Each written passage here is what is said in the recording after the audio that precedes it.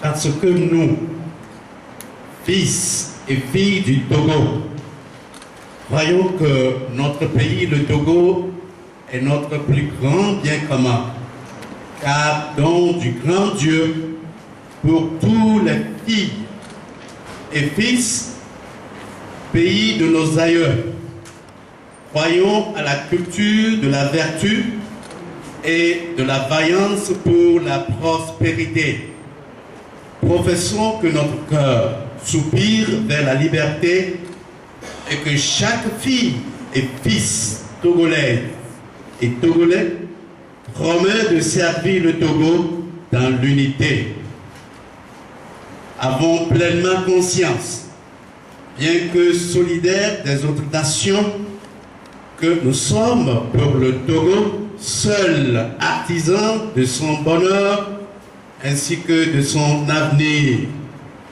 Nous engageons avec tous nos frères et sœurs togolaises et togolais, ainsi qu'avec les hommes et femmes de bonne volonté, à rester debout, à lutter sans défaillance, à vaincre ou à mourir, mais dans la dignité. Jurons fidélité au pays de nos aïeux et voudrions de toute notre force aimer servir la nation, nous dépasser et tout faire sans nous lasser pour que notre Togo chéri devienne l'or de l'humanité. Notre identité. Nous, femmes et hommes, issus de diverses ethnies et régions du Togo, provenant de toutes les conditions sociales, professant diverses religions, appartenant à diverses organisations de la société civile, reconnaissons que cette diversité nous enrichit mutuellement et met plutôt en relief ce qui nous rassemble. Des principes et des valeurs. La priorité de la recherche du bien commun, c'est-à-dire du bien-être individuel et du mieux vivre ensemble des Togolais. L'impératif d'un engagement à demeurer dans une recherche constante pour préserver l'unité nationale, bâtir une société de justice et de paix, œuvrer pour une répartition équitable des richesses nationales, consolider la solidarité indispensable entre tous les citoyens, édifier une société de liberté où chacun peut donner son point de vue sur le devenir de la cité, œuvrer pour une réconciliation nationale pérenne, enracinée dans la vérité et le pardon. Ce sont des valeurs qui ont leur fondement dans notre hymne national. Une vocation et des missions. Nous sommes conscients que nous avons vocation à constituer une réelle force dont on doit tenir compte dans la construction de notre cité et que dans cette perspective, nous avons comme mission d'exercer un rôle de veille auprès des décideurs et de veille auprès de nos concitoyens. Et ainsi, de ne pas renoncer à nos responsabilités dans l'ancrage de la démocratie, de l'état de droit et de la bonne gouvernance dans notre pays. Avons décidé d'établir entre nous un pacte de confiance mutuelle en vue de contribuer au processus de sortie de crise de notre pays en définissant des stratégies communes. Notre ambition, constituer une force de proposition alternative et d'action grâce à une lecture commune du contexte qui guide notre action, tout en reconnaissant que la situation actuelle du Togo trouve ses racines dans des événements et les choix politiques intervenus depuis plus d'un siècle, plus d'un demi-siècle. Notre stratégie tient compte essentiellement de ce que les Togolais vivent depuis août 2017. Une crise politique exacerbée et des mouvements sociaux importants qui menacent l'unité nationale, la paix sociale et le bien-être des citoyens. La dernière tentative pour dénouer cette crise est la médiation initiée par la CEDEAO qui a débouché le 31 juillet 2018 lors de la 53e session ordinaire de la conférence des chefs d'État et de gouvernement sur un ensemble de recommandations à propos de la situation sociopolitique du Togo. L'ensemble de ces recommandations nommées tous feuilles de route de la CEDEAO nous semble être une opportunité à saisir pour tout acteur de la vie sociale au Togo et donc pour toute organisation ou personne qui se réclame de la société civile dans la recherche d'une voie crédible de sortie de crise. Des objectifs communs. En fonction de cette lecture, nous formulons pour notre action les objectifs suivants. Obtenir une feuille de route plus élaborée.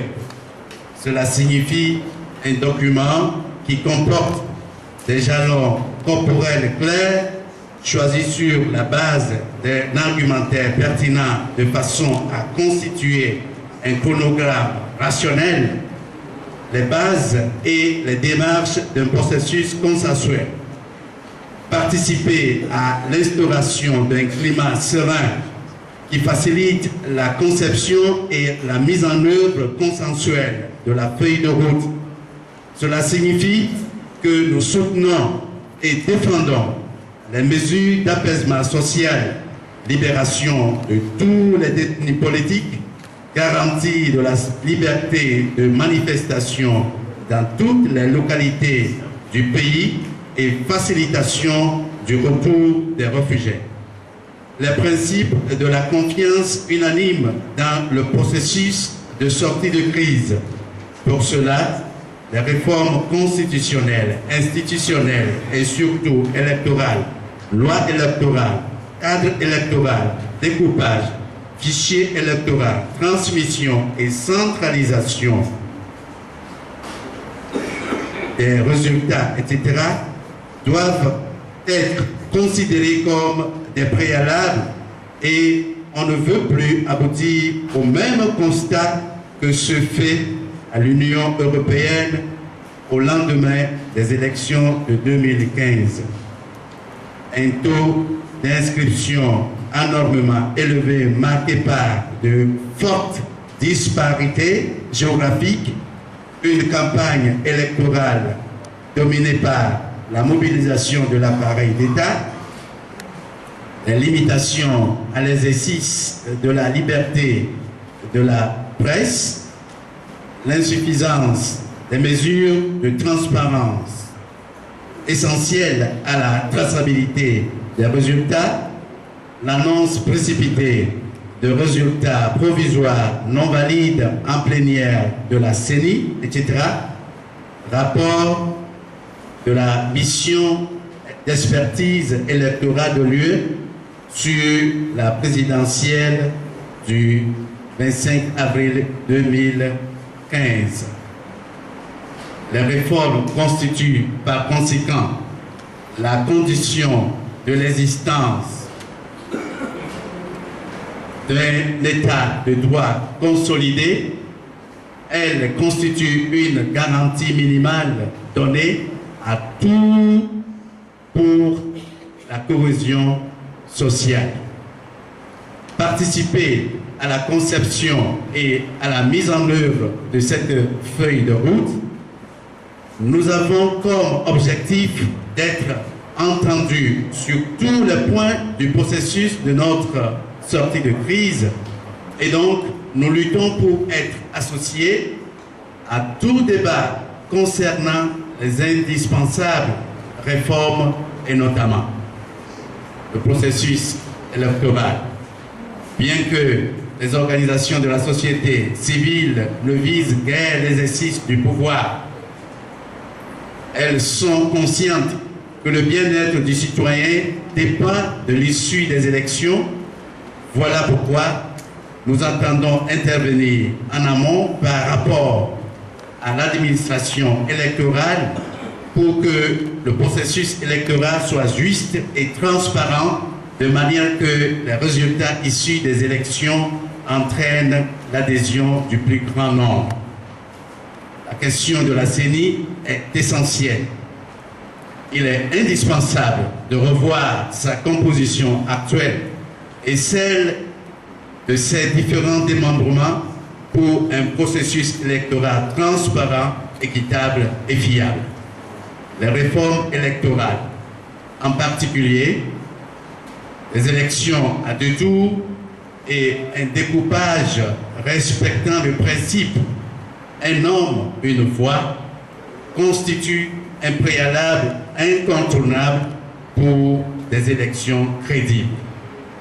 Et de façon générale, la prise en compte des attentes des citoyens, la société civile entend particulièrement se faire entendre à propos des attentes concrètes des citoyens concernant le bien-être de chacun.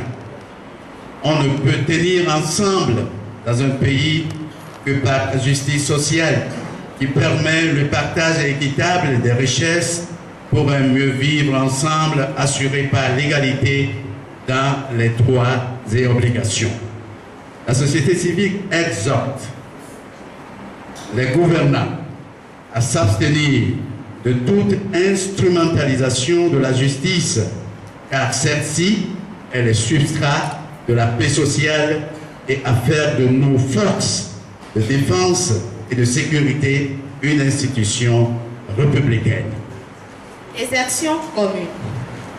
Sur la base de ces objectifs, étant toutefois entendu que nos choix stratégiques ne se limitent pas à la feuille de route de la CEDEAO, nous entendons initier toutes sortes d'actions et de démarches communes qui aillent dans le sens de la reconnaissance de la société civile. Nous allons œuvrer pour tenir notre place et donc jouer notre rôle à tous les étapes et dans tous les aspects du processus de sortie de crise. Cela signifie que nous ferons des efforts pour la reconnaissance de nos spécificités et du caractère fondamental de notre engagement, en particulier du fait que nos prises de décision se réfèrent avant tout à des normes. De la même façon, nous reconnaissons la spécificité des choix, des axes et des démarches des partis politiques. L'éveil des citoyens.